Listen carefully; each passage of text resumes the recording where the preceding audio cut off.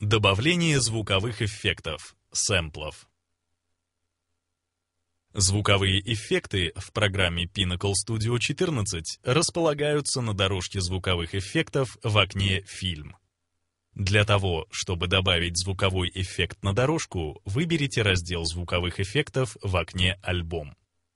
Далее выберите нужную библиотеку из списка основных библиотек звуковых эффектов. После этого выберите нужный файл из списка и, зажав левую кнопку мыши, перенесите его на дорожку звуковых эффектов в окне «Фильм» в то место, где вы хотите поместить эффект. Помимо стандартных звуковых эффектов, вы можете использовать собственные. Для этого нажмите кнопку «Выбрать другую папку» в разделе звуковых эффектов в окне «Альбом». В открывшемся окне выберите путь к папке, в которой находятся аудиофайлы, и выделите нужный файл. Нажмите кнопку «Открыть». Теперь в окне «Альбом» вы можете выбирать аудиофайлы, находящиеся в выбранной папке.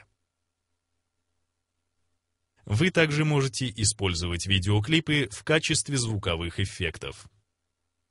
Для этого в окне «Альбом» выберите видеофрагмент, который хотите добавить, и, зажав левую кнопку мыши, перенесите его на дорожку звуковых эффектов в окне «Фильм» в то место, где вы хотите поместить сэмпл. При этом в окно «Фильм» будет добавлен только аудиоматериал из выбранного клипа.